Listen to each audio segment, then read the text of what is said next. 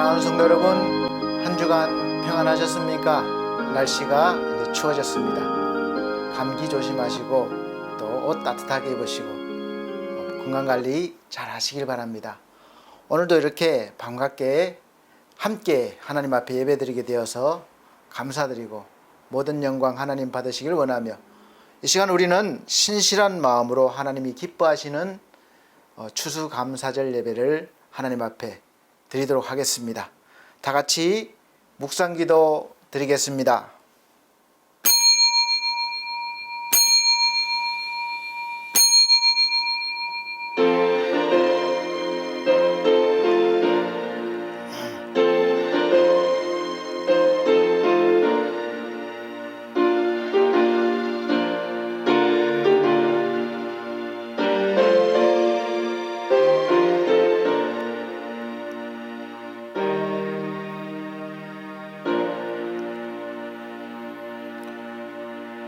비록 무화과 나무가 무성치 못하며 포도나무에 열매가 없으며 감람나무에 소출이 없으며 밭에 식물이 없으며 우리에 양이 없으며 외양간에 소가 없을지라도 나는 여호와를 인하여 즐거워하며 나의 구원의 하나님을 인하여 기뻐하리로다. 주 여호와는 나의 힘이시라. 나의 발을 사슴과 같게 하사 나로 나의 높은 곳에 다니게 하시리로다. 아멘. 다 같이 찬송가 38장으로 찬송드립니다. 새 찬송가는 132장입니다.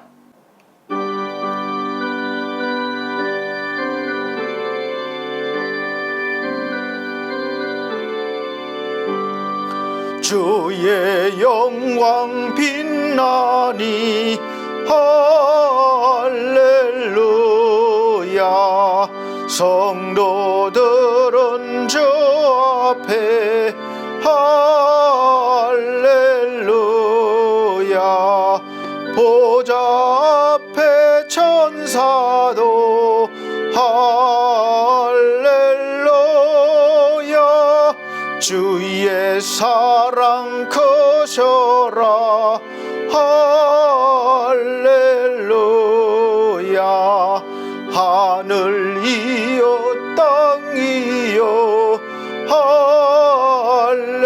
할렐루야. 주의 기사 전하라 할렐루야. 만물들아 영원히 할렐루야. 서로 화답하여라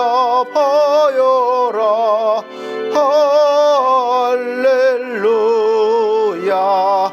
주의 은혜 넘치니 할렐루야. 주의 섭리 놀라워 할렐루야. 주의 역사 커셔라 할렐루야. 주의 사랑하는데 할렐루야.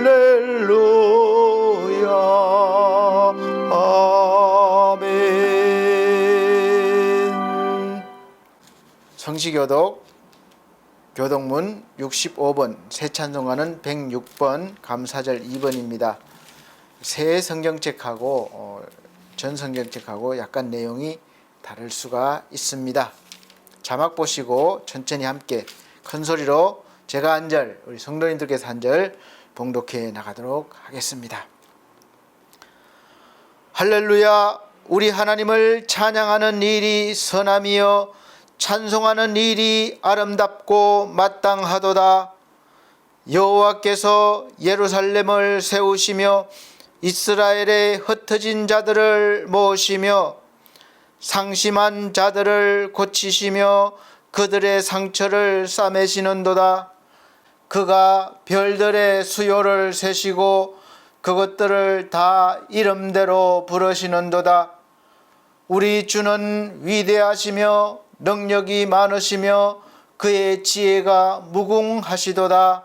여호와께서 겸손한 자들은 붙드시고 악인들은 땅에 엎드러뜨리시는도다. 감사함으로 여호와께 노래하며 수금으로 하나님께 찬양할지어다. 그가 구름으로 하늘을 덮으시며 땅을 위하여 비를 준비하시며 산에 풀이 자라게 하시며 들짐승과 우는 까마귀 새끼에게 먹을 것을 주시는도다. 여호와는 말의 힘이 세다 하여 기뻐하지 아니하시며 사람의 다리가 억세다 하여 기뻐하지 아니하시고, 다같이 여호와는 자기를 경외하는 자들과 그의 인자심을 바라는 자들을 기뻐하시는도다. 아멘. 다같이 사도신경으로 신앙 고백 드리도록 하겠습니다. 나는 전능하신 아버지 하나님 천지의 창조주를 믿습니다. 나는 그의 유일하신 아들 우리 주 예수 그리스도를 믿습니다. 그는 성령으로 잉태되어 동정녀 마리아에게 나시고 본디오 빌라도에게 고난을 받아 십자가에 못 박혀 죽으시고 장사된 지 사흘 만에 죽은 자 가운데서 다시 살아나셨으며 하늘에 오르시어 전능하신 아버지 하나님 우편에 앉아 계시다가 거기로부터 살아있는 자와 죽은 자를 심판하러 오십니다. 나는 성령을 믿으며 거룩한 공교회와 성도의 교제와 죄를 용서받는 것과 몸의 부활과 영생을 믿습니다. 아멘. 네, 다같이 찬송가 306장, 새 찬송가는 587장 다같이 찬송 드린 후에 예배를 위해서 기도하는 시간 갖도록 하겠습니다.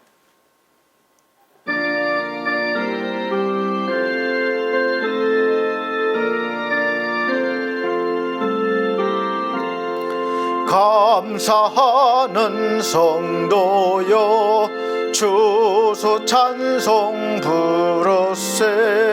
추운 겨울 오기 전 염려 없게 걷었네.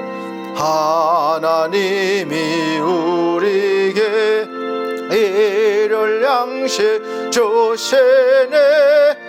주 예전에 모여서 주소 찬송 부르세. 이 세상은 밭이요 주는 씨를 뿌리네. 좋은 곡식 싹날 때 가라지도 나도다. 싹과 잎이 자라서 열매 맺게 되나니 올해들을 온전한 알곡 되게 하소서. 오래전에 모셔서 곡식 거둬드리고 밭에 있는 못픈 것 모두 소멸하실 때 가라지는 골라서 불에 던져 태우고 알곡들은 곳간에 길에 쌓아두시리. 주여 어서 오셔서 우리 거둬주소서. 죄와 슬픔 중에서 우리 건져주소서. 모든 성도 영원히 하늘 제배로러 천군 천사 올려 주소 찬송 부르리. 아멘.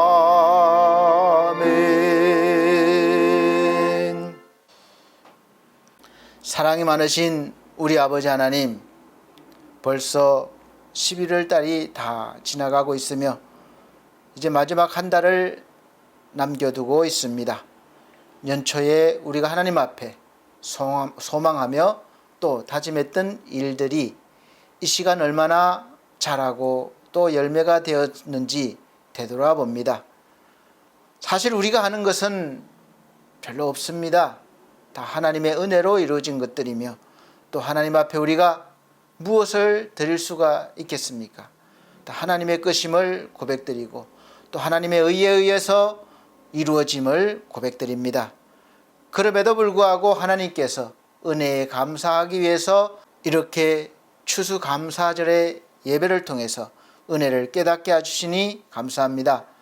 하나님, 우리가 거둔 모든 것들 적고 많음을 떠나서 모든 것이 주의 은혜로 이루어진 것임을 고백드립니다. 하나님 아버지, 이 시간 우리의 심령들이 아름다운 믿음의 열매가 되어 하나님 앞에 드려지기를 원합니다. 하나님이 기뻐 받으시는 열매가 되기를 원합니다. 우리 하나님 이 시간 말씀을 통해서 믿게 해주시고 또 깨닫게 해주시고 은혜롭게 해주셔서 풍성한 감사절 예배가 될 수 있도록 은혜 베풀어 주시옵소서. 특별히 이 나라의 민족이 함께 하시고 어려운 때이지만 하나님의 은혜로 지금까지 잘 우리나라가 인도되어지고 발전해 왔습니다. 앞으로도 그러하실 것을 믿습니다. 우리가 잘 이겨내고 견뎌내서 후대들이 살아갈 이 나라는 하나님의 말씀과 하나님의 은혜로 충만한 나라가 되기를 원하며 하나님께 영광을 돌리기를 원합니다. 우리 하나님, 우리가 받은 소명을 잘 감당할 수 있는 믿음의 용사들이 되게 하여 주시옵소서. 이 시간 임재하여 주시옵소서. 충만케 하여 주시옵소서. 주의 종을 붙들어 주셨기를 원하오며 우리 주 예수 그리스도의 이름으로 기도드리옵나이다. 아멘.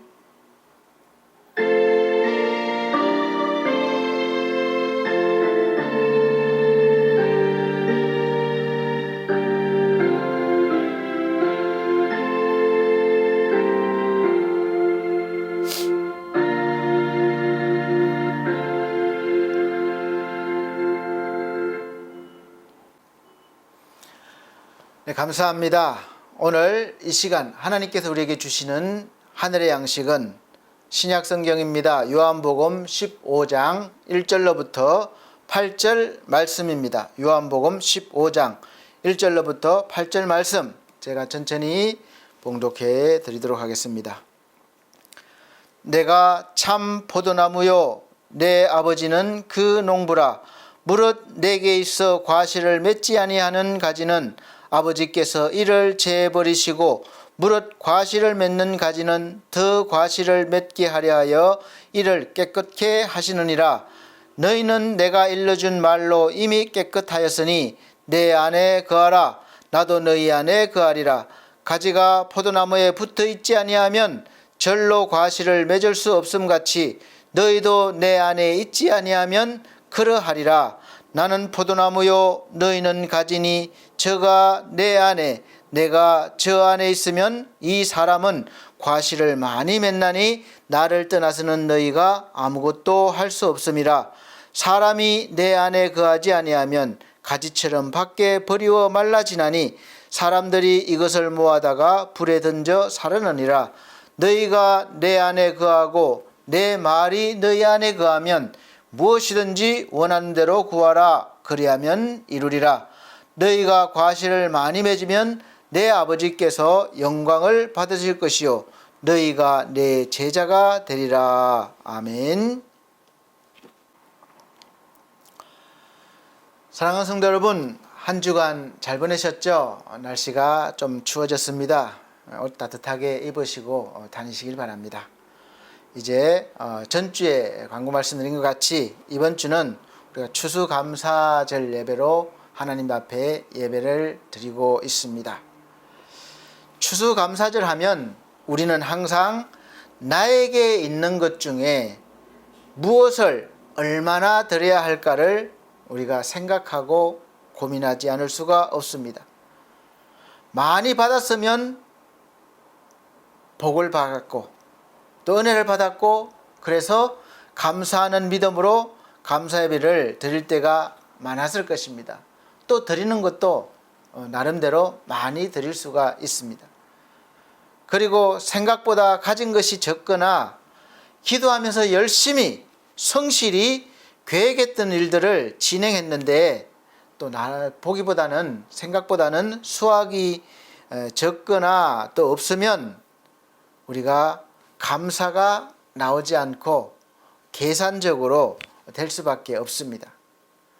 그래서 교회에서 절기로 드리는 예배나 행사에는 늘 부담이 갈 수밖에 없고 그 중에서 그래도 앞서서 제일 많이 봉사하고 넉넉하게 물질로 드리는 사람들을 보면서 성도들을 보면서 대표적으로 신앙생활을 그렇게 함으로 복을 받은 사람이라고 하고 내심 부러워합니다.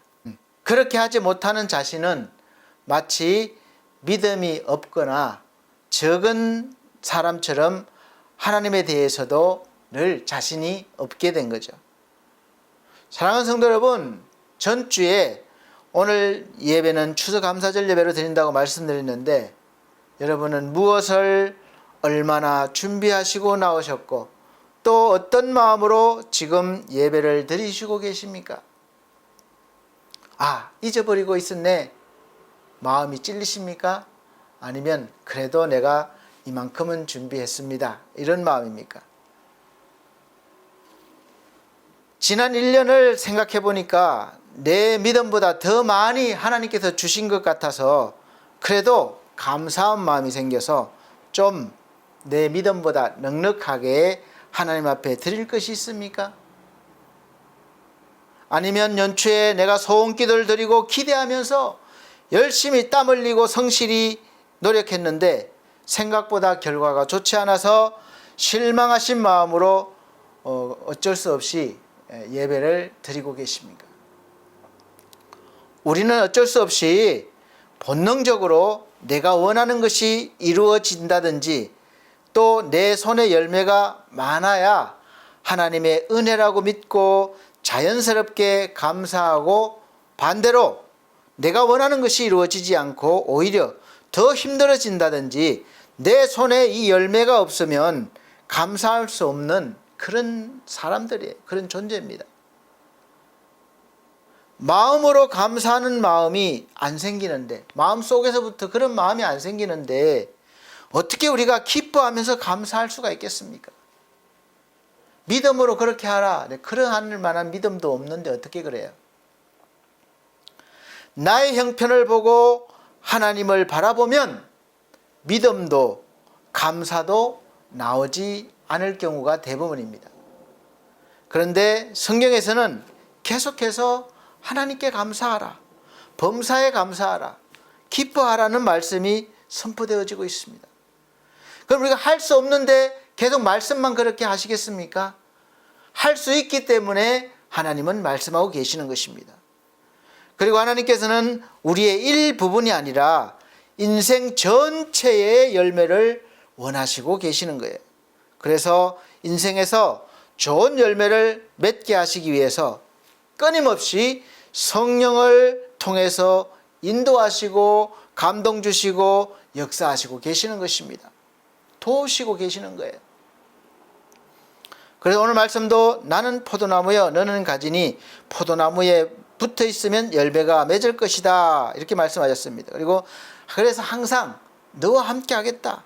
나는 너의 하나님이다. 나와 함께 동행하면서 너의 인생을 만들어 나가봐라. 인생의 열매를 맺어봐라. 내가 도와주겠다. 이렇게 하나님께서는 늘 우리를 향하여 메시지를 보내고 계십니다. 그러나 우리는 사실 지금 현실을 살아가면서 하나님의 말씀이 가슴으로 와닿지가 않는 거예요. 하나님은 보이지 않고 현실은 너무나 확실해서 눈으로 보여지고 만져지고 있고 나에게 나의 인생에 확실하게 날마다 순간마다 영향을 적시적시 주고 있기 때문에 너무도 멀게만 보이는 가나안 땅의 약속이 이 가슴에 와 닿지가 않는 거예요. 가슴으로 와 닿지 않는다는 것은 신앙생활도 순전히 어떤 육적인 신앙생활을 하는 것이고 율법적으로 신앙생활을 하고 있기 때문에 그렇습니다. 율법은 우리 삶에서 보여지는 행위예요. 이 행위를 통해서 하나님의 약속을 받을 수도 있고 받지 못할 수도 있고 반대로 징계를 받을 수도 있는 것입니다. 그래서 보여지는 행위가 부족할 때는 하나님의 약속은 마치 무지개처럼 아름답지만 항상 잡히지 않고 저 멀리에서 바라보고 감상만 해야 되는 그런 것들입니다. 하나님의 은혜로 살지만 우리가 실제로 일상생활에서 별로 은혜를 느끼지 못하고 앞으로 내가 잘했을 때 받을 것으로만 믿고 산다면 우리는 그 믿는 것이 나를 위로하지 못하고 또 장래의 소망을 주지 못합니다. 그래서 흔들리는 거예요. 그래서 성경을 보면 항상 하나님과 가까워졌다가 멀어졌다가를 이 반복하고 있는 이스라엘 백성들의 모습이 바로 나의 인생, 여러분의 인생이라고 믿으시면 됩니다. 하나님께서 처음 믿음을 주실 때는 순전한 믿음을 주십니다. 우리는 이 믿음을 그냥 받으면 되는 거예요. 나도 모르게 믿어지는 은혜가 있습니다. 저도 제가 막 계산해서 연구해서 받은 것이 아니에요. 그냥 예수 그리스도가 믿어지는 거예요. 동정녀 탄생이 의학적으로 과학적으로 입증은 안 되지만 그냥 믿어지는 거예요. 십자가 사건이 믿어지는 거예요. 순전한 하나님의 은혜이십니다. 그래서 처음에 은혜를 받았을 때는 모든 것에 감사하고 교회에 가는 것이, 예배를 드리는 것이 그렇게 감사하고 기쁠 수가 없고 기다려질 수가 없습니다. 그리고 나에게 있는 모든 것을 다 드려도 아깝지가 않은 것처럼 하나님을 믿고 교회를 섬기고 봉사하고 목사님을 섬겼습니다. 그러다가 세월이 지날수록 처음 받았던 그 순전한 믿음이 점점 퇴색되어 가기 시작하면서 이제 하나님과 교회에 대한, 목사님에 대한 섭섭한 마음이 은혜보다 더 크게 자리하는 거예요. 싹트기 시작하고 그 싹이 점점 자라서 하나님의 말씀을 받지만 그 섭섭한 마음이 방해를 해서 가시떨기가 되어서 자라지를 못하는 거예요. 열매를 맺지 못합니다. 그래서 마음이 점점 굳어지게 되는 거예요. 신앙생활도 거의 의무적으로 하게 되고 기쁨과 보람을 얻는 것도 자신의 노력으로 얻어진 결과를 통해서 얻게 되니까 잘하고 성과가 있을 때는 감사하고 은혜라고 생각할 수 있지만 그렇지 못하면 그것이 얼마 가지 못하고 사라지게 됩니다. 그렇게 되는 시간들이 많아지고 길어지면서 이제는 습관처럼 교회는 나가고 예배를 드리고 하나님께 찬송을 드리고 감사의 표현을 하긴 하는데 사실 마음으로부터 자원하는 마음으로 기뻐하면서 감사해서 찬송하고 드리지는 못하고 있는 것입니다.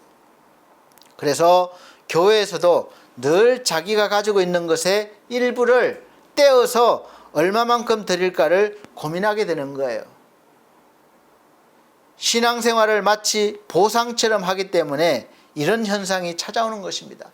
내가 하나님으로부터 보상을 많이 받았으면 내가 기쁜 마음으로 많이 드릴 수 있어요. 그러나 내 생각에 별로 없으면 기뻐하지도 않고 별로 드리지도 못합니다. 반복적이죠. 하나님께 열심히 하면 많이 받고 열심히 하지 않으면 적게 받고 이런 율법적이고 세상의 법칙을 기준으로 신앙생활을 하니까 성장하기가 힘들게 되고 하나님께서 원하시는 열매가 되지를 못하는 것입니다. 하나님께서는 천하 만물을 엄청난 노력으로 땀을 흘리시면서 그렇게 일궈서 창조하신 게 아니십니다. 그냥 말씀으로 창조하실 수 있는 능력이 무한하신 분이십니다. 천하 만물의 주인이셔요. 얼마 전 우리나라에 사우디 빈 살만 왕세자가 방한했는데 그에게 관심이 쏠린 이유는 그가 가진 재산이에요. 정치력이라든지 이런 것이 아니라 그가 가진 재산이 무려 2,800조 원 정도가 된다고 합니다. 그가 움직일 때 어떤 큰 기업보다도 큰 돈을 쓸 수도 있고 뭐 어떤 거래가 될 수도 있고 그러니까 관심이 가는 거예요. 그래서 온 나라가 다 떠들썩했습니다. 기업들 총수가 다 출동했어요. 대통령까지 환대했습니다. 우리나라에 많이 투자해 달라는 거죠. 써달라는 것입니다. 최고급 호텔을 통째로 빌리기도 하고 그가 가는 곳마다 항상 놀라운 뉴스가 많습니다. 그만큼 일반인들이 상상도 할 수 없는 돈을 쓰기 때문에 그렇습니다. 누가 2,800조라는 돈이 얼마나 큰 돈인지 좀 그래도 알기 쉽게 계산해 놓은 것을 봤는데 이자까지 계산한다면 1시간에 약 100억 정도를 써도 원금이 보장이 된다는 겁니다. 평생 동안 1시간 동안 1시간 안에 여러분 100억 쓰실 수 있겠습니까? 이렇게 상상도 할 수 없을 정도로 부자인 것입니다. 사실 우리나라를 방한하기 전까지는 빈 살만 왕세자가 그렇게 많은 돈이 있는 줄 몰랐습니다. 관심도 없었어요. 여러분 부러우십니까? 그러나 하나님 앞에 비교하면 그야말로 세 발의 피도 되지 않을 정도입니다. 그가 가진 모든 재산도 사실 하나님께서 다 주신 것입니다. 그가 석유를 직접 만들어서 창조해서 부자가 된 것이 아니라 하나님이 주신 것을 개발한 거예요. 그냥 땅속에 묻혀 있었기 때문에 개발해서 부자가 된 것입니다. 그 땅에 석유가 묻혀 있게 하신 분이 바로 누구십니까? 하나님이십니다. 그럼 하나님께서는 왜 하나님의 자녀인 나에게, 우리에게 그런 부를 주시지를 않으신 것입니까? 충분히 줄 수 있는 능력을 가지고 계신 분인데 내 부모가 재산이 엄청나게 많은데 왜 나에게 주지 않고 나를 가난하게 살게 하십니까? 아버지, 우리가 그러지 않습니까? 돈 좀 주세요. 섭섭하지 않으신가요? 그래서 때로는 실망하고 섭섭한 마음이 생기는 것입니다. 제가 이 말씀을 드리는 이유가 무엇인지 아시겠습니까? 전주에도 말씀드렸지만 하나님께서 우리에게 주시기를 원하시고 또 바라시고 원하시는 것은 우리가 바라고 원하는 것과는 많이 다릅니다. 전혀 다를 수가 있습니다. 하나님께서는 하나님 자신을 우리에게 주시기를 원하셔요. 어떤 물질이 아니라 하나님이 창조한 그런 피조물이 아니라 하나님 자신을 주시기를 원하십니다. 그리고 우리의 전부를 받으시기를 원하셔요. 성경 말씀 창세기부터 요한계시록까지 내용이 다 다르지만 핵심 주제는 바로 하나님의 생명과 우리의 생명이라고 보시면 됩니다. 하나님께서 주신 생명을 살리시기 위해서 기적도 행하시고 복을 주기도 하시고 징계를 하게 하시고 또 그렇게 사랑과 애정을 가지시고 우리를 돌보시고 바라보시는 것입니다. 하나님께서 우리가 가진 그 무엇을 원하는 것이 아닙니다. 우리가 하나님께 드리는 그 모든 것을 바로 나를 드리는 마음으로 드리라는 거예요. 마음을 담으라는 거예요. 마음을 담는다는 것은 그 마음에 하나님을 늘 생각하는 것이 담겨 있기 때문에 그렇습니다. 우리가 사랑하는 사람에게 선물을 하나 주려고 해도 아무거나 막 사지 않습니다. 무엇을 좋아할지 알아보기도 하고 많은 생각을 해서 뭘 기쁘게 받을까 생각을 해서 고르고 골라서 돈을 주고 사든지 직접 정성을 들여서 만들든지 해서 선물을 주는 것입니다. 현금을 주더라도 얼마를 줘야 될지 고민하게 되는 거예요. 물론 어떤 경우에는 마음보다 선물을 원하는 분들도 계실지 모르겠습니다. 나는 현찰이 좋아.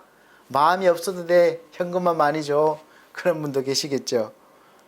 그러나 대부분은 그 마음까지 느껴질 때 감동이 되는 것입니다. 하나님께서도 인간의 타락 이후부터 계속해서 한 영혼을 살리시기 위해서 늘 하나님의 방법으로 일을 해오셨습니다. 그런데 그 하신 일들이 하나님의 방법이셨기 때문에 내가 보기에는, 우리가 보기에는, 우리 인간이 보기에는 도저히 이해를 하지 못하고 알지 못하는 경우가 대부분이었습니다. 그래서 반드시 성령의 감동을 통해서만 우리가 제대로 알 수 있는 거예요. 대표적으로 어떻게 창조하신 신이, 창조주가 피조물인 인간이 되셔서 그 피조물을 위해서 죽으실 수가 있겠습니까? 또 죽으셨다가 어떻게 부활이 일어나겠습니까? 또 어떻게 그렇게 허물 많은 사람들이 하나님의 위대한 역사에 동참하고 이름을 올릴 수가 있겠습니까? 도저히 이해가 가지 않지만 모든 일들에는 하나님께서 우리를 향하신 하나님의 사랑의 마음이 담겨져 있고 우리를 회복시키시고 구원하시려는 뜻이 계시는 거예요. 그러나 우리는 그것을 모르기 때문에 각자 자기의 갈 길로 간다. 성경 말씀과 같이 자기 살고 싶은 대로 사는 것입니다. 그래서 자주 하나님을 배신하고 하나님의 마음을 아프게 한 것을 인간 역사를 통해서 알 수가 있습니다. 그 많은 인간 중에서도 그래도 하나님을 기쁘시게 한 사람 중에 한 사람을 뽑으라면 다윗만한 사람은 없는 것 같습니다. 다윗은 시편 51편 16절 17절 말씀에서 하나님께서 원하시는 제사, 즉 예배를 말씀하고 있습니다. 주는 제사를 즐기 아니하시나니 그렇지 않으면 내가 드렸을 것이라. 주는 번제를 기뻐 아니하시나이다. 하나님의 구하시는 제사는 상한 심령이라. 하나님이여 상하고 통회하는 마음을 주께서 멸시치 아니하시리이다. 아멘. 하나님께서는 제사를 즐기 아니하시고 번제를 기뻐 아니하신다는 것입니다. 즉 우리가 지금 새벽 예배, 수요 예배, 금요 예배, 주일 예배, 예배를 많이 드리는 것을 자랑하고 하나님께 드리는 예물을 나는 얼마를 드렸습니다. 11조를 얼마 했습니다. 감사 헌금을 얼마 했다고 자기가 얻은 열매를 은근히 자랑하지만, 드렸다고 하지만 사실 하나님께서는 그런 것을 원하시는 것이 아니라는 것입니다. 그런 행위들은 그냥 그릇에 불과합니다. 그 그릇 속에 내용물이 없으면 그 그릇이 아무리 고급스럽고 크다 해도 소용이 없는 것입니다. 그릇이 크면 그 그릇을 다 채워야 되니까 많이 드려야 합니다. 부자 됐다고 자랑하지 마십시오. 많이 드리지 못하면 그것도 헛된 것이죠. 그릇이 보기에는 크고 고급스러운데 안에 있는 내용물은 보잘것없고 적게 담겨 있는 것보다 그냥 찌그러진 그릇이라도 깨끗하고 내용물이 안에 좋은 내용물이 가득 차 담겨 있으면 그것이 더 좋은 것입니다. 하나님께서는 예배 행위와 번제를 드리는 행위를 통해서 나를 받으시기를 원하시는 거예요. 그 행위를 통해서 나를 드리지 못하면 하나님은 받지 않으신다는 겁니다. 내용을 채우라는 것이에요. 나를 받으신다는 것은 지금 내가 이루어 놓은 것들보다는 나의 하루하루의 삶 속에서 하나님께 드려줄 수 있는 그러한 열매를 바라시는 거예요. 나의 인생을 받으신다는 것입니다. 여러분은 심령이 상하지 않으셨습니까? 우리 모두는 죄로 인해서 다 심령이 상하고 죽어 있는 상태입니다. 그래서 하나님께서 고쳐주시고 살려주시고 그 상한 심령을 가지고 하나님께 예배 행위를 통해서 그래도 우리가 준비하고 드리는 예물을 통해서 하나님께 나올 때에 하나님은 그 마음을 치료하시고 회복시키시고 살리신다는 겁니다. 그것을 하나님이 기뻐하신다는 거예요. 그런데 우리는 그 상한 심령은 뒷전이고 바리새인들처럼 예배를 얼마나 많이 드리고 또 기도를 얼마나 많이 하고 예물을 얼마나 많이 드리는가에만 관심이 있고 마음은 상한 심령이 아니라 본인의 그 교만한 마음, 그것을 드리는 거예요. 그래서 이제 드렸으니까 하나님께서 보상을 해 주시라는 그런 마음이 가득 차 있는 것입니다. 그런데 그런 예배를 하나님이 절기하지 아니하시고 기뻐하시지 않으시니까 주실 것도 없는 것입니다. 우리를 불쌍히 여기셔서 주셔도 풍성히 주시지는 않는 거예요. 하나님께서는 우리가 열매가 되어 하나님께 드려지기를 원하시기 때문에 계속해서 이 농부의 심정으로 우리 인생에서 잡초를 뽑아주시기도 하시고, 때로는 거름도 주시고, 때로는 비도 내려주시고, 햇볕도 주시는 것입니다. 그 이유가 뭐겠습니까? 열매를 맺으라는 거예요. 이왕이면 풍성한 열매를 맺으라는 겁니다. 우리가 태어나고 자라고 나이 들고 늙는다는 것은 그 세월 속에서 점점 자라고 열매가 되어가게 하시려는 하나님의 오묘하신 섭리의 시계가 들어있는 거예요. 그것을 알지 못하는 사람은 하나님을 믿고 섬기지만 계속해서 세상의 기준에서 벗어나지 못한 채로 하나님을 섬기며 살아간다고 할 수밖에 없습니다. 눈에 보이는 것이 다이기 때문에 많이 받았으면 복을 받았고 적게 받았으면 저주를 받은 것입니다. 그렇게 바라보는 것은 율법적인 신앙이에요. 그래서 오늘 본문 말씀 8절에서 너희가 과실을 많이 맺으면 내 아버지께 영광을 받을 것이요 너희가 내 제자가 되리라 하신 말씀을 듣고 그렇게 해석할 때도 많습니다. 과실을 많이 맺는 것에 집중합니다. 그래서 적게 맺는 사람을 비판해요. 그래서 욕심을 부리는 것입니다. 그러나 욕심이 잉태한 적 죄를 낳고 죄가 장성한 적 사망을 낳는다는 말씀처럼 지나친 과욕은 사람을 다치게 한다든지 아프게 합니다. 오늘 본문에서 하나님께서 무엇을 말씀하시고자 하시는 것입니까? 하나님께서 참 포도나무를 심으셨다는 것입니다. 농부의 심정으로 심으셨어요. 포도 열매가 맺히는 가지가 열매를 많이 맺으려면 반드시 포도나무에 붙어 있어야 한다는 것입니다. 그것이 중요한 거예요. 포도나무는 바로 참 포도나무는 예수 그리스도를 말씀하시는 것이고 가지는 바로 우리를 말씀하시는 것입니다. 우리가 인생을 살아가면서 제일 중요한 것은 예수께 붙어 있어야 한다는 것입니다. 붙어 있다는 말은 예수께서 구원자이심을 믿어야 한다는 뜻입니다. 그래서 이것을 먼저 깨달은 사도 바울은 항상 주 안에서, 그리스도 안에서, 예수 안에서라고 강조했습니다. 예수 그리스도 안에 있을 때 우리는 하나님께서 기뻐하시는 열매가 이미 되었을 뿐만 아니라 많이 맺을 수 있다는 거예요. 예수를 믿는 그 순간부터 이미 열매가 되었는데 이제 그 열매가 하나가 아니라 살아가면서 더 커져야 되고 풍성하게 맺어야 할 그런 사명이 있는 성도가 된 것입니다. 그리스도인이 된 거예요. 지금 여러분들이 너무 가난하고 힘들어서 어려워서 하나님께 드릴 예물이 아무것도 없이 나오셨어도 여러분 자체가 열매이므로 하나님께서는 기뻐하시면서 받으시는 분이십니다. 물론 눈에 보이는 물질을 많이 드리면 눈으로 보는 목사님이 기뻐하시겠죠. 그러나 하나님은 그런 여러분을 기뻐하십니다. 그런 마음으로 나오신 여러분들 모두를 기뻐하시는 거예요. 사람이 보는 것에, 목사가 보는 것에 신경 쓰지 마세요. 하나님을 바라보시길 바랍니다. 우리는 하나님을 가리키는 도구에 불과해요. 손가락에 불과해요. 그러니까 손가락 눈치 보지 마시고 이 손가락이 가리키는 그 핵심, 진짜를 보시길 바랍니다.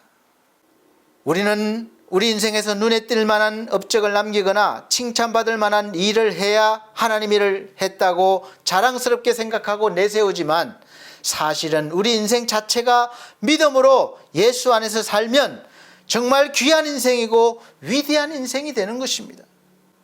하나님께서 실수도 많이 하고 내세울 것도 없고 보잘것 없는 내 인생을 하나님이 부르셨지만 내 인생을 통해서 어떤 큰 일을 행하시는지 어떤 역사를 이루실는지 우리는 아무도 모릅니다. 누가복음 16장에 보면 두 사람의 인생과 두 세상을 보여주고 있습니다. 아주 대비되는 그런 장면이에요. 한 사람은 누구나 바라고 원하는 이 세상에서의 그렇게 살고 싶어하는 성공한 인생이고 한 사람은 우리가 그렇게 살고 싶지 않아서 발버둥 치며 땀 흘리는 그 이유가 되는 실패한 인생입니다. 부자는 매일 좋은 옷과 맛난 음식을 먹을 수 있습니다. 잔치를 벌일 수 있습니다. 자기가 좋아하는 모든 것을 할 수 있습니다. 그렇게 살고 있지만 거지는 그 집 대문 앞에서 먹다 남은 음식을 얻어먹고 살고 있는 것입니다. 이 장면은 지금 우리가 살고 있는 이 세상에서의 모습이에요. 그리고 그냥 그렇게 인생이 마무리됩니다. 별 다른 거 없어요. 잘 먹고 누리고 아니면 못 먹고 덜 누리고 그 차이입니다.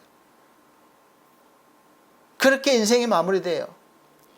한 사람은 부자로 한 사람은 거지로 인생을 살았다. 그것입니다. 그런데 문제는 그 이후의 세상에서의 모습입니다. 앞으로 영원히 살아가야 할 세상에서의 모습이 더 중요한 거예요. 그 세상에서는 거지로 살았던 사람은 하나님의 품에 안겨 있고 부자로 살았던 사람은 불구덩이 속에서 목이 말라 애타게 물 한 방울을 찾고 있습니다. 여기에서 이제 벗어날 길이 없는 거예요. 왜 이런 일이 생겼습니까?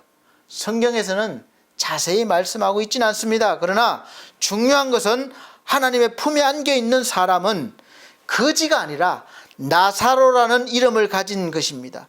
나사로의 뜻은 하나님은 나의 도움이라는 뜻이에요. 이 이름을 근거로 생각해보면 추리해보면 비록 거지로 살았지만 그 나사로의 이름대로 충실하게 하나님의 도움을 바라고 하나님을 의지하고 살았다는 것입니다.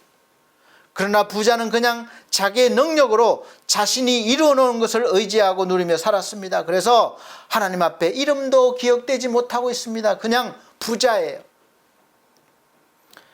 가난하게 산다고 천국에 가고 부자로 산다고 지옥 간다는 이야기가 아닙니다. 잠시 잠깐 있다가 가야 할 이 세상에서의 삶이 앞으로 영원하게 살아야 할 그 세상의 삶을 이렇게 바꿔 놓을 수가 있다는 것을 보여주고 있습니다. 어떻게 살아야 됩니까? 거지처럼 살라는 이야기 아니에요. 믿음으로 살아라는 이야기입니다. 그래서 우리는 이 세상에서의 잠깐 동안 살면서 나사로처럼 하나님의 도우심을 바라고 하나님을 의지하고 살면 지금 나의 형편이 나사로처럼 어렵고 세상 사람들 앞에서 창피하고 부끄러워 보일 수는 있지만 그래도 끝까지 나사로로 믿음으로 살면 하나님의 품에 안기는 귀한 인생, 귀한 열매가 되는 것입니다. 우리는 항상 결과를 가지고 평가하고 인생을 논하지만 하나님께서는 하루하루 그 삶을 하나님을 의지하고 하나님을 믿는 믿음으로 살아내는 것을 높이 평가하십니다. 그 하루 속에는 눈물과 한숨과 절망이 있을 수도 있고 그리고 기쁨과 소망이 있을 수도 있습니다. 모든 것이 다 녹아 있는 거예요. 이 하루하루가 쌓이면서 인생이 되고 위대한 삶이 되는 것입니다. 그러므로 지금 현재 나에게 주어진 우리에게 주어진 형편과 환경 속에서 생명을 다할 때까지 삶을 포기하지 말고 예수께 꼭 붙어 있어서 믿음으로 견뎌내고 살아내면 귀한 열매가 저절로 맺힌다는 겁니다. 내가 맺고 싶어서 막 노력하는 것이 아니에요. 그렇게 살다 보면 하나님께서 열매를 저절로 맺게 해주신다는 겁니다. 하나님이 기뻐하실 만한 열매예요. 이 인생은 귀하고 또 풍성한 열매가 되는 것입니다. 아브라함이 단번에 믿음의 조상이 된 것이 아닙니다. 자신도 열국의 아비 믿음의 조상이 되는 위대한 인생이 될 줄 몰랐습니다. 하나님께 부름받아 살던 곳을 떠난 그 순간부터 그의 인생은 하루하루가 고달팠습니다. 떠돌아다닐 수밖에 없는 삶을 살면서 먹고 살기 힘들었고 때로는 강자에게 생명의 위협 때문에 자기 부인을 동생이라고 속이면서 보내야 했던 그런 수치스러움과 고통의 날도 있었고 하나님께서 약속하신 아들을 기다리다 참지 못하고 자기의 노력으로 종을 통해서 아들 이스마엘을 낳고 집안에 분란을 일으키는 실수도 했습니다. 이런 사람이 어떻게 믿음의 조상이 되고 열국의 아비가 될 수 있습니까? 우리의 기준으로 보면 적어도 더 훌륭해야 하고 더 믿음이 견고해야 합니다. 그러나 하나님께서는 아브라함의 그 하루하루 실수와 또 충만함과 모든 그 하루하루의 인생을 통해서 하나님의 작품을 이루어 가신 것입니다. 우리는 알지 못해요. 그러나 하나님은 전체 인생을 만들어 가시는 거예요. 그 작품 속에는 아브라함을 통해서 인류 구원을 향한 하나님의 크신 계획과 열망과 뜻이 계셨던 것입니다. 그래서 아브라함의 인생을 믿음의 조상이라는 열매로 거두신 겁니다. 예수님의 족보의 조상이 된 유다는 부끄럽게 며느리를 몸을 파는 여인으로 알고 며느리와 관계를 가졌습니다. 거기에서 자신의 아들이 태어났어요. 며느리한테서. 그 일로 며느리가 임신을 해서 아들을 낳았는데 얼마나 자신의 인생에서 창피한 일이고 말도 못할 부끄러운 일입니까? 그런데 하나님께서는 그 부끄러운 인생을 통해서 예수 그리스도의 족보를 이어가게 하셨습니다. 성경에서 믿음이 있다는 모든 인물들은 자신들이 처음부터 이렇게 중요한 사람인지 아닌지 몰랐어요. 이렇게 큰 하나님의 일을 이루는 사람인 줄 몰랐습니다. 자신에게 주어진 삶이 힘들면 힘들대로, 잘 나가면 잘 나가는 대로, 수치스러우면 수치스러운 대로, 믿음이 좋건 믿음이 적건 그렇게 살아가는 인생 속에서 하나님께서 함께 하시면서 하나님이 원하시는 열매를 만들어 가시는 것을 믿음의 눈을 뜨면 우리가 볼 수 있고 영적으로 거듭나면 알 수 있습니다. 사랑하는 성도 여러분, 우리도 마찬가지예요. 그래서 우리의 본이 되시는 예수 그리스도께서는 그 무엇이 아닌 자신을 하나님 앞에 드린 거예요. 그것도 억지로가 아니라 스스로 기뻐하심으로 순종하심으로 드리셨습니다. 예수 그리스도는 삶 자체가 순종의 열매예요. 우리가 마지막에 열매를 맺는 게 아니라 하루하루 주어진 삶을 주와 함께 사는 것이 열매가 되고 인생을 살면 살수록 과실이 많이 맺히게 되는 것이고 농부인 하나님 아버지께서 기뻐하시고 영광을 받으시는 것입니다. 하루하루 거짓된 삶을 살면서 모은 재물을 하나님께서 기뻐하시겠습니까? 아니라는 것을 여러분들도 다 아실 것입니다. 다만 스스로 위로받기 위해서 그렇게라도 드리라는 것입니다. 드리려는 것이에요. 그러나 소망이 있는 것은 그러한 거짓된 삶으로 하나님께 드린다고 할지라도 포도나무에 붙어 있기만 하면, 즉 예수 그리스도 안에 계속 있으면 하나님께서 그 인생을 변화시키고 열매가 되게 하신다는 겁니다. 이것이 은혜가 아니고 무엇입니까? 그래서 지금 당장은 보이는 것이 없고 손에 잡을 것이 없어도 믿음으로 바라보시면 여러분은 벌써 풍성한 열매가 되어가고 있습니다. 맺혀가고 있습니다. 어느샌가 눈에 보여지고 잡을 수 있을 것입니다. 그리고 기뻐하시는 하나님의 품에 안겨있는 모습을 보실 수가 있으실 것입니다. 그러므로 사랑하는 성도 여러분, 이제부터 여러분의 인생에서 하루하루 삶을, 즉 오늘의 삶을 주 안에 있는 그리스도인으로 어떤 상황에서든지 성실하게 열심히 살아내시기를, 믿음으로 살아내시기를 예수 그리스도로 축복합니다. 그 삶이 하나님께 드려지는 가장 귀한 열매가 되고 하나님께서 기뻐하시고 또 원하시는 열매입니다. 또 그래서 우리가 그런 마음으로 드리는 예배를 즐겨 받으시는 것입니다. 때로는 자기의 삶이 비록 부끄러운 삶이라 할지라도 은혜로우신 하나님께서 하나님의 크신 역사를 이루어 나가시고 계시는 이 순간임을 잊지 마시고 이 부끄러움을 넘어서서 우리가 예수 그리스도를 통해서 받은 자존감 넘치고 또 감사가 넘치는 삶까지 나아가실 수 있는 그런 믿음의 사람이 되시기를 바랍니다. 성령께서 그렇게 하실 수 있도록 날마다 도와주시고 계십니다. 도움을 받으십시오. 사랑하는 성도 여러분, 저나 여러분이나 우리들은 다 깨어지기 쉬운 질그릇 같은 존재들이에요. 그러나 이 질그릇이라도 그 속에 보배이신 예수 그리스도를 담게 되면 귀한 보물이 되는 것입니다. 보물단지가 되는 거예요. 우리가 이런 보배를 담은 그런 귀한 존재이기 때문에 지금 우리가 현실에서 느끼는 것과 같이 사방으로 우겨쌈을 당해도 쌓이지 아니하고, 이 답답한 일을 당하여도 낙심하지 않고, 핍박을 받아도 버림받지 않고, 거꾸로뜨림을 당해도 망하지 않는다는 것입니다. 왜냐하면 우리는 가지고 포도나무에 붙어있기 때문에 결국은 믿음의 열매, 풍성한 열매를 맺을 수 있기 때문에 그렇습니다. 그래서 은혜가 많은 사람의 감사함으로 말미암아서 더하여 넘쳐서 하나님께 영광을 돌리게 되는 것입니다. 고린도후서 4장 7절에 15절 말씀입니다. 우리가 이 보배를 질그릇에 가졌으니 이는 능력의 힘이 큰 것이 하나님께 있고 우리에게 있지 아니함을 알게 하려 하심이라.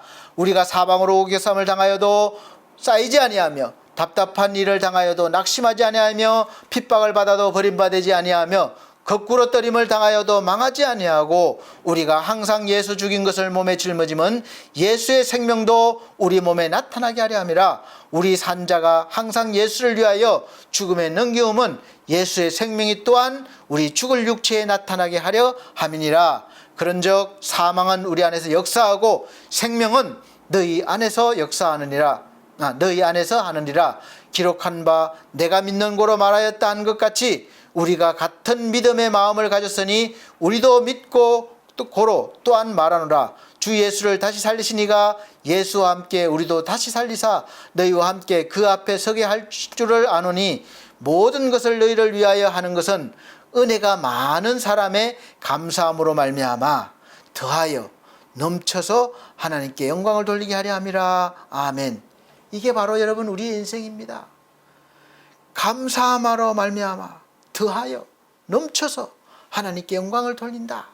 얼마나 귀한 인생입니까? 이런 인생으로 저와 여러분은 부름받은 존재입니다. 자존감 가지시기 바랍니다. 우리 속에는, 제 속에는 예수의 생명이 있고, 그래서 이제 예수 안에 우리가 있다는 것을 믿고 여러분들도 같은 믿음을 가지시길 바랍니다. 아멘입니까? 그러면 저와 여러분도 은혜가 많은 사람의 감사함으로 말미암아 더하여 넘쳐서 하나님께 영광을 돌리는 귀한 열매의 인생이 되신 줄 믿고, 또 감사와 찬송을 이 시간 추수감사절 예배를 통해서 하나님께 올려드리시기를 예수 그리스도로 축복합니다. 지금부터 여러분의 인생에 앞으로 어떤 일이 일어날지 또 어떤 형평에 처할지는 모르겠지만, 그러나 하나님께서 귀한 열매를 만들어 가시는, 위대한 인생을 만들어 가시는 순간순간이심을 반드시 기억하시고 포도나무에 꼭 붙으시길 바랍니다. 예수님을 의지하시기 바랍니다. 그러면 우리 주께서 풍성한 열매, 풍성한 인생으로 하나님께 영광을 돌리게 하실 것입니다. 할렐루야. 기도하시겠습니다. 하나님 감사합니다. 하나님께서 우리에게 은혜를 베풀어 주셔서 참 포도나무에 붙여주시고 이제 그 영양을 공급받아서 이제 열매를 맺는 인생으로 변화시켜 주셨습니다. 이제 우리가 그 은혜와 능력으로 인생을 하루하루 살아가면서 풍성한 열매를 맺어 감사함으로 말미암아 더하여 넘쳐서 하나님께 영광을 돌리게 하여 주옵소서. 감사함이 예수님 이름으로 기도함나이다. 아멘. 감사합니다. 이 시간은 봉헌의 시간입니다. 봉헌 찬송가 308장, 새 찬송가는 589장, 찬송 드리시면서 준비하신 예물 드리도록 하겠습니다.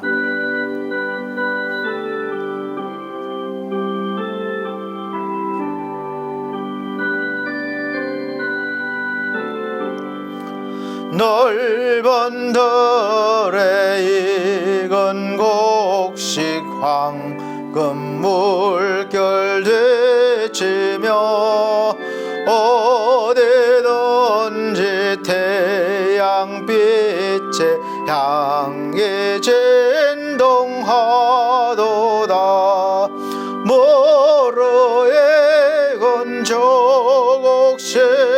소속식은 낯을 기다리는데 귀에 지나가기 전에 어서 조소합시다. 조소할 것 많은 때에 일꾼 매우 적으니 열심히 있는 일꾼들을 주여 보내주소서. 모로의 건조곡식은 낯을 기다리는데 때가 지나가기 전에 어서 조소합시다.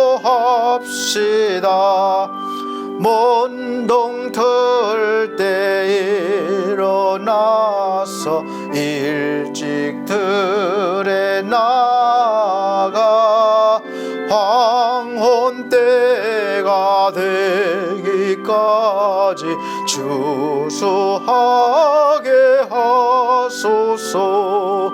모로의 건조곡식은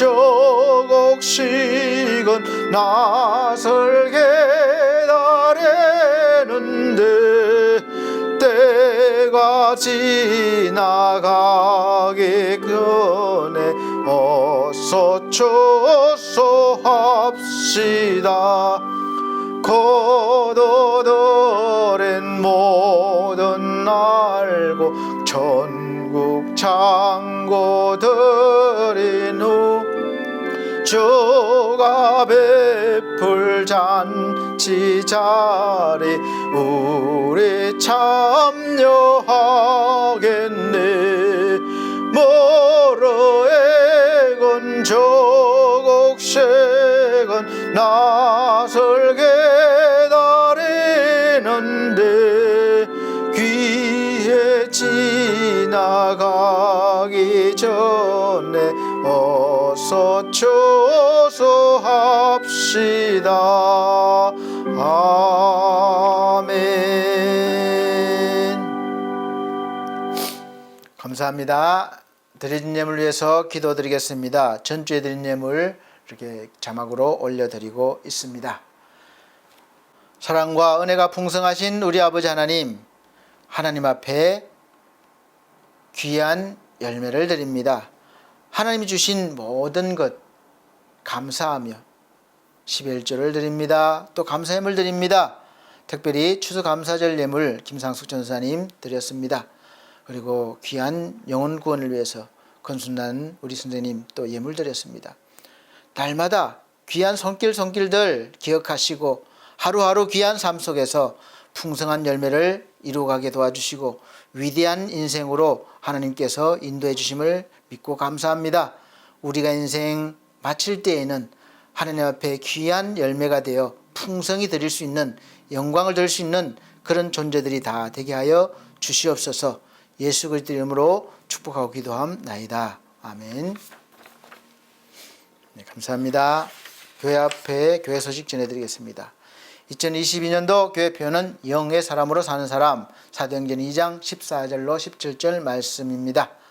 두 번째는 매주 주일 오전 11시 예배를 우리는 영상으로 예배를 드리고 있습니다. 우리가 대면 예배 가능합니다. 오셔서 함께 들 수 있는 분들은 참석해 주시기를 바랍니다.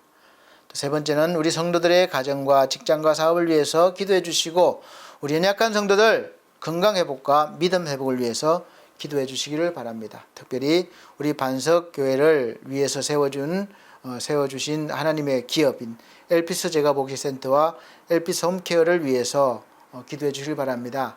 소속되어서 일하시는 귀한 분들 위해서 기도해 주시고 또 서비스를 받고 계시는 우리 어르신들과 가족분들 위해서 또 기도해 주시기를 바랍니다. 또 엘피스 홈케어를 위해서 애쓰시는 분들도 있습니다. 그래서 기도해 주시기를 바랍니다. 네 번째, 나라와 민족을 위해서 기도해 주십시오. 우리 나라가 세계에서 복음을 충만하게 전할 수 있는 그런 나라로 세워달라고 기도하시고, 또 이 어려운 위기를 잘 이겨내고 발전할 수 있도록 그렇게 기도해 주시기 바랍니다. 지도자들을 위해서 기도해 주십시오. 마지막 다섯 번째는 건강관리 잘 하시길 바랍니다. 그래서 올 겨울 또 건강하게 잘 넘기십시오. 우리가 추수감사절 예배를 드리고 있습니다. 풍성한 마음의 그 감사를 이웃과 나눌 수 있기를 원합니다. 다 같이 결단의 찬송, 찬송가 61장, 새 찬송가는 54장입니다. 다 같이 찬송 드리시고 축도로 예배를 마치도록 하겠습니다.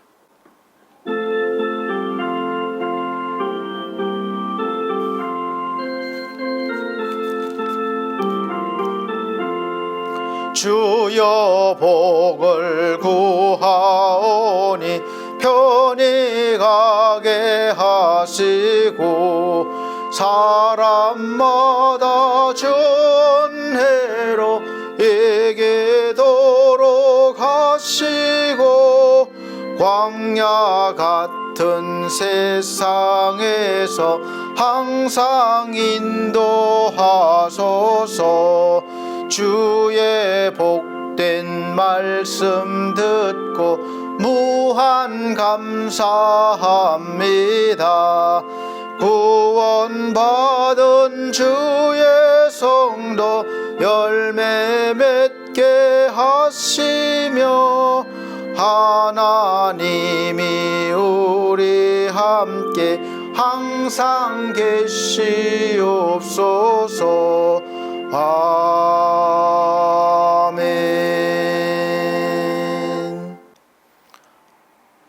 우리를 사랑하시는 아버지 하나님, 오늘도 은혜 베풀어 주시고 귀한 열매 맺는 인생으로 세워주심을 감사합니다. 날마다 도우시는 성령을 통해서 우리가 하루하루 귀한 열매 맺게 하시고 또 풍성한 열매 맺어갈 수 있는 인생들이 되게 하여 주시옵소서. 주 예수 그리스도의 은혜와 하나님의 크신 사랑과 성령님의 감동, 교통, 인도하신 은혜가 중앙총회와 중앙총회 신학과 서울중앙선교회 그리고 반석교회 모든 성도들과 이 시간 함께 예배드린 하나님의 귀한 영혼들에게 함께 계실지어다. 아멘.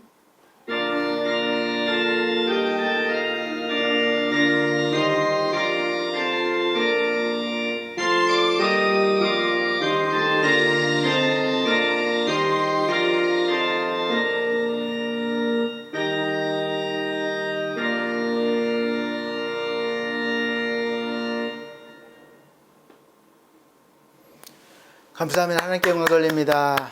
또 건강하게 지내시고 다음 주 뵙겠습니다.